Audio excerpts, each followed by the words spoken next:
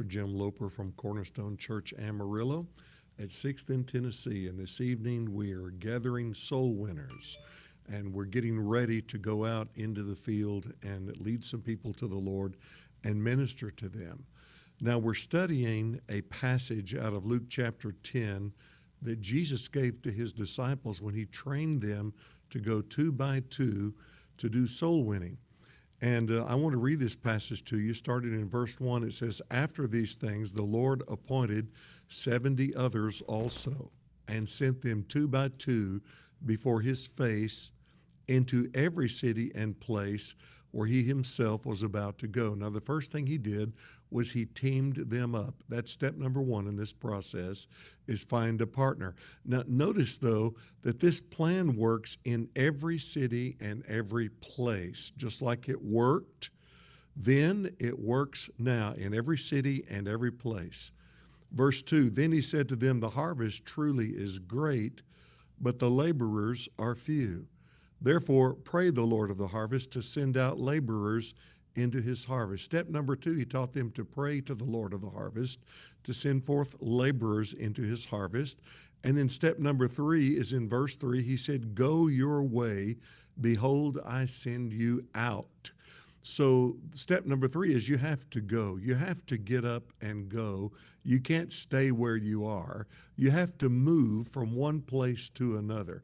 You have to move out of your comfort zone, out into the lack of comfort zone where the harvest is. T.L. Osborne wrote a great book called Soul Winning, Out Where the Sinners Are. You've got to get out of the pew and out where people live and begin to engage them in love.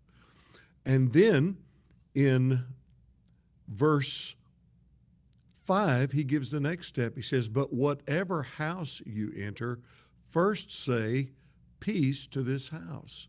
Now notice this works in whatever house you enter. You pronounce a blessing of peace upon the home. Now we talked about this at length. It's a powerful tool that Jesus taught his disciples that every believer in Christ can use.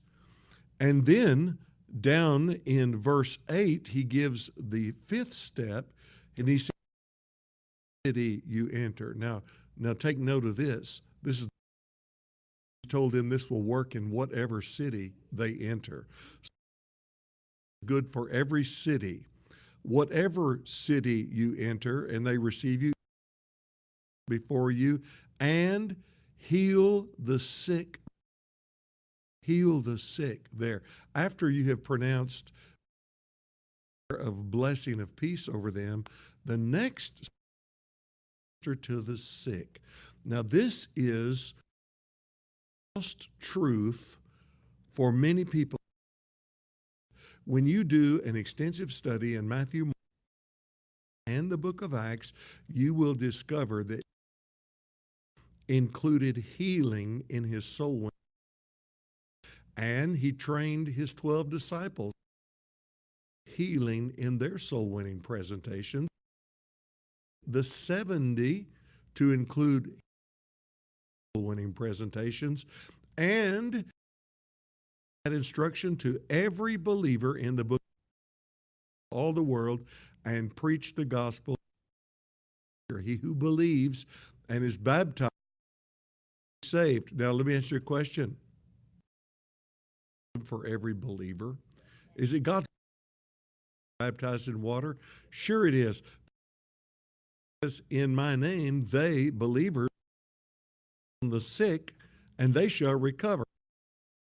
Touch the Lord's will for every on the sick and minister to them as it be baptized in water. You just Great Commission. So for weeks, I'm going to spend an time talking about how to pray for the sick. Always include ministry chance you get in your soul winning. In the book of Acts, they did.